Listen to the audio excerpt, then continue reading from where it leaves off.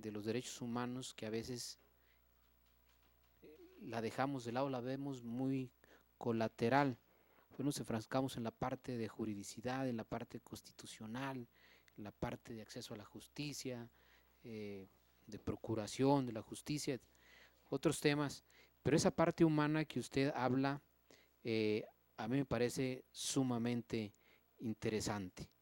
Eh, Habló de la cultura del respeto.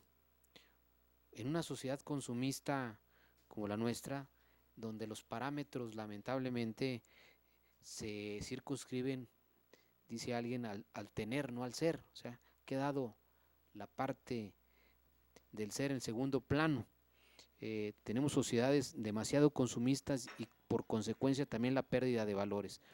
Eh, Se ha dicho de manera recurrente que la parte de violencia se empieza a gestar en los niveles de adolescencia, según algunos estudios neuropsicológicos. Es ahí donde empiezan a aflorar las conductas violentas de los jóvenes en la adolescencia. Por eso quizás el nivel de prioridad que se le ha imprimido a la educación secundaria y evitar los niveles de deserción que siguen siendo muy altos.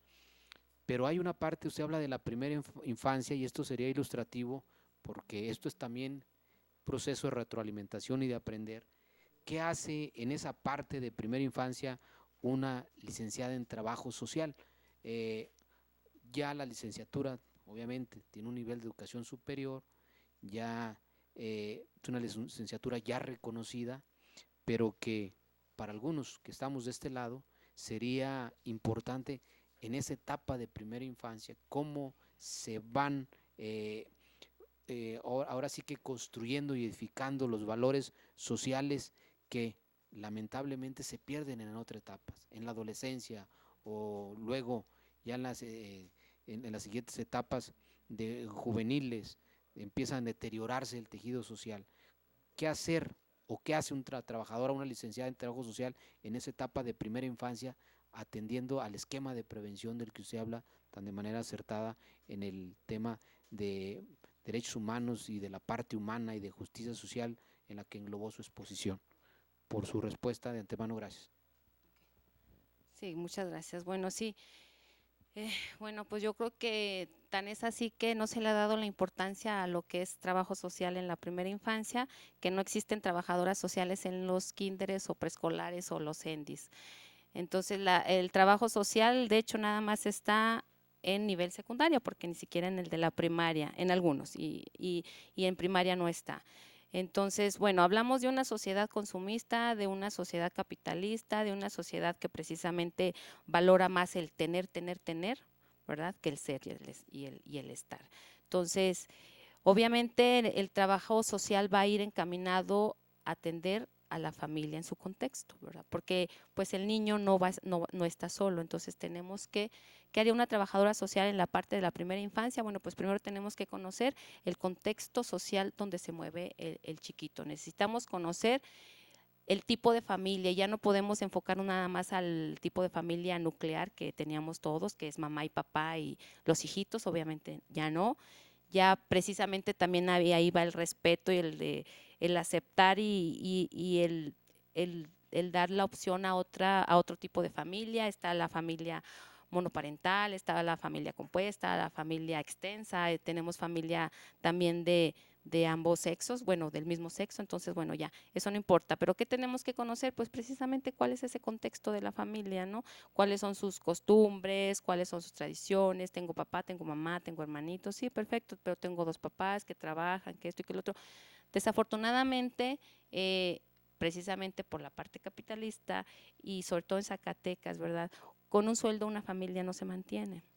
Es muy difícil que una sola familia donde trabaje un solo miembro, pues puedas mantener, no necesariamente tienes que tener familias muy extensas, pero ya es imposible. Entonces ya eso ha abierto la puerta para que tanto la mujer como el hombre se tengan que insertar a este campo laboral y entonces es ahí donde vas descuidando o vas dejando un poquito de estar al 100%, pero eso no quiere decir que no estés al 100%, ¿verdad? También hay que estar pues precisamente al tanto de ese niño. Entonces, trabajo social, ¿qué tiene que hacer? Pues conocer la familia en la que se mueve el niño, en la que se desarrolla. También tienes que conocer su contexto, es decir, en qué colonia vive, quiénes son sus vecinos, o sea, también es necesario conocer el contexto porque eso te da para ver si el niño tiene o no tiene lazos en la comunidad, si tiene o no tiene mecanismos que le puedan funcionar para mejorar su educación, porque pues, y eso no quiere decir que si vives en la colonia Lázaro Cárdenas o en la colonia Alma Obrera no tenga las posibilidades. Creo que eso también depende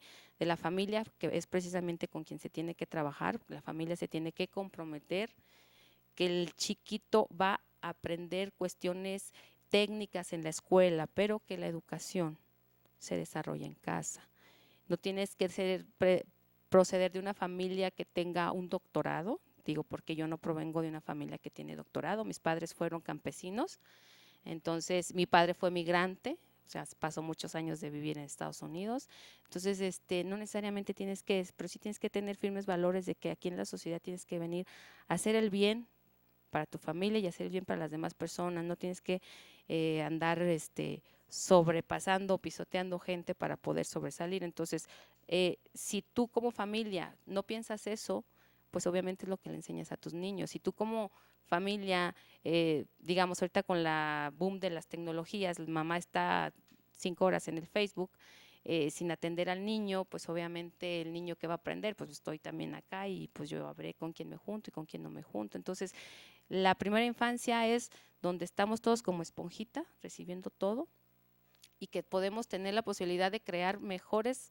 ciudadanos, mejores zacatecanos, que se preocupen por las demás personas, y obviamente eso va a desencadenar poco a poco, que ya llegues a la adolescencia y que no llegues enojado y no llegues frustrado, porque precisamente los adolescentes llegan enojados y llegan frustrados, pero no por ahorita, es como si te diera un dolor de cabeza y das una pastillita y al siguiente día te vuelve a doler y al siguiente día te vuelve, es que hay algo más ahí en tu cuerpo que no te deja.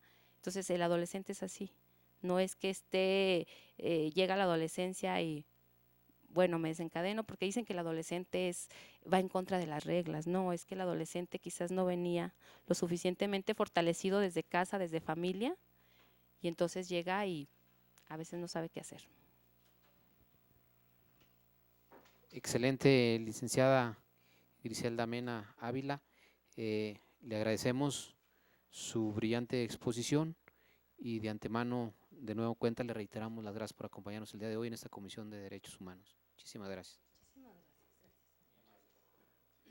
Les comentamos al auditorio que regresamos en un breve momento para continuar con nuestro último entrevistado, el licenciado Raúl Ortiz Chávez.